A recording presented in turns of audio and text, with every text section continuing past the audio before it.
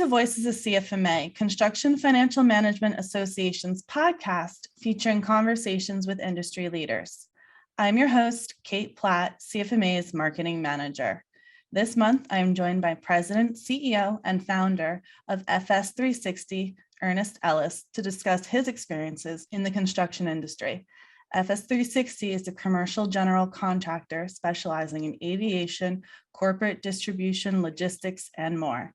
In addition to his time in construction, Ernest worked in the telecom industry for a number of years, is the current president of the National Association of Minority Contractors in Atlanta, and is the former chair of the MBE Input Committee for the Georgia Minority Supplier Development Council. Thank you so much for joining me, Ernest. Thank you for having me, Kate. I appreciate it. I'm really excited to talk with you. So let's jump into this. I mentioned at the top that you were in the telecom industry. You are now in the construction industry. How did this transition? How did you get involved in construction?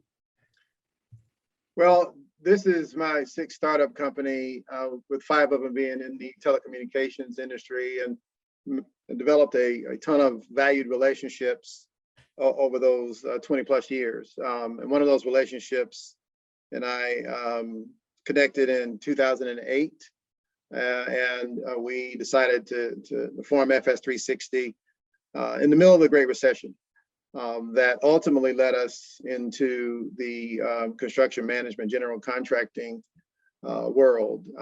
It wasn't our original business plan, original business model, but we in the middle of a Great Recession, it's either adapt or die, and so we did an inventory of our team, and we pivoted to the construction space. And there's an old saying, you really can't fall off the ground. So we were able to develop some traction in Atlanta in the marketplace, develop some clients, and we've been growing the business ever since. It never goes according to the way the business plan is written, but we were very successful in leveraging relationships and being able to grow our business year over year. Can you talk about how diversity and inclusion and all of these programs has evolved in this time? Well, it's an interesting dynamic for us. Coming from corporate America and the telecommunications industry, I was always mentored to build a business or a business unit to create the highest enterprise value you possibly could, because ultimately you're only as valuable as what your stock is worth or what somebody's willing to pay for you. And so early on, FS360 did not certify as a minority-owned company. In construction, the vast majority of the time, you have to be low bid, low number, most responsive. So in my mind, let's just be the best company we can be. Around 2013, a couple of very strategic opportunities came about in the marketplace. One of them being at Hartsfield-Jackson Atlanta International Airport with an $8 billion capital program that led us to strategically say, you know what, certifying the company does make a lot of sense, not just from a top line or bottom line perspective, but from a work history and honestly a credibility standpoint, because we were going to be able to work on $200 million, $300 million, $500 million projects that we wouldn't have been able to participate on if we were not certified. What I have seen since we did certify in 2013 and now been a part of multiple joint ventures over $400 million worth of work is that, number one, we feel like the city of Atlanta is a market leader with regards to diversity, equity, inclusion, especially the mayor and the city council. It's been an intentional effort here for 40 plus years, number one.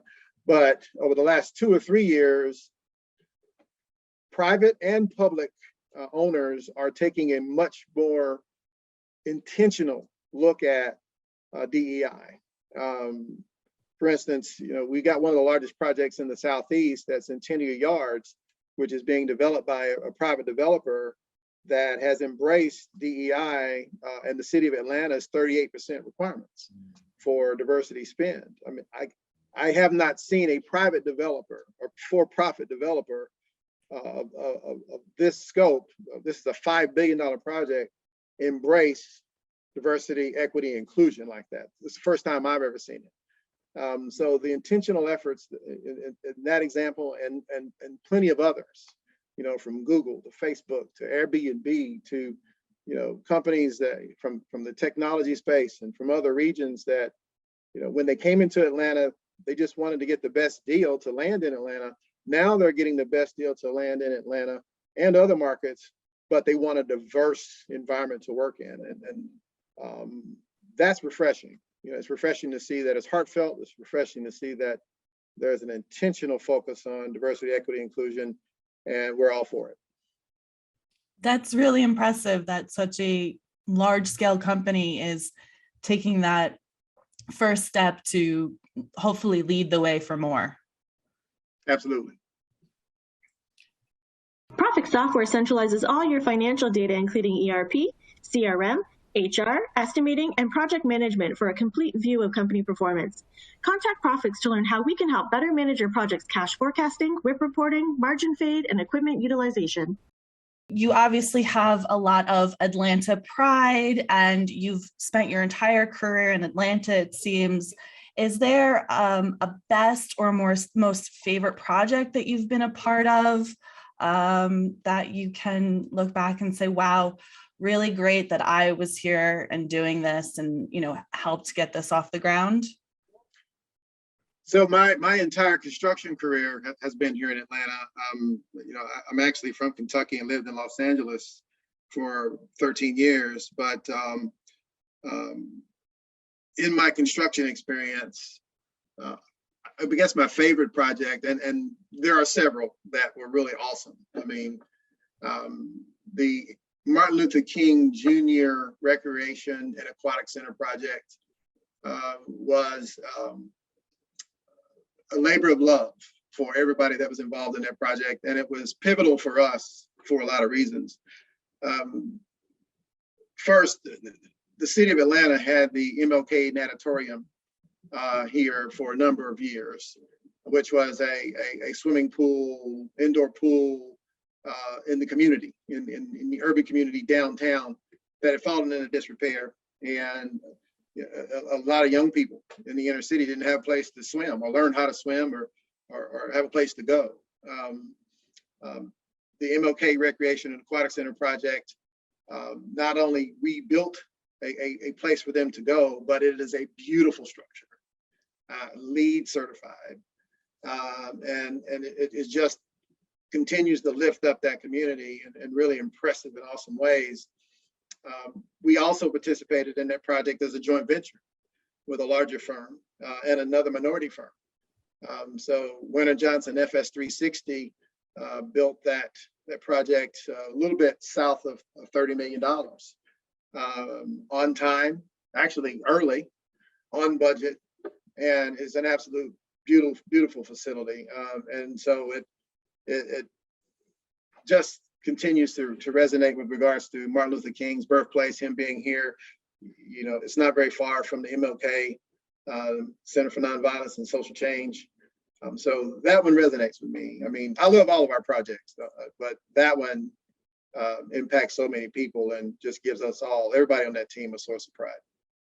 The long-lasting impact on that community just has to be a fantastic feeling.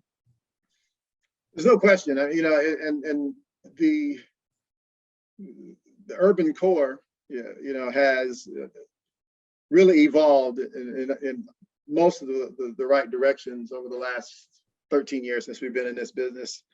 And that's an anchor project. That is an anchor project that continues to solidify, you know, that Fourth Ward area. And we were just very happy to be a part of it and partner with Winter Construction and Johnson Construction Services in a way that just was very collaborative and gave the owner of the city of Atlanta a fantastic outcome. It was absolutely fabulous.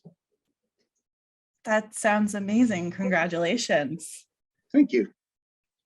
So we talk on this podcast a lot about giving and getting advice, and I would love to know, what is the best piece of advice you've ever received? When I was vice president with Fidelity Financial in Southern California, the chief operating officer was very blunt. So he was a Marine. He said, "Ernest, you think too much. You try to get to 100% information. You try to get to a point where there's zero risk. And in this business, there's no such thing. Because if you get to 100%, then you've missed your window. You're not going to have the opportunity or the ROI that you want. So you got to trust your gut.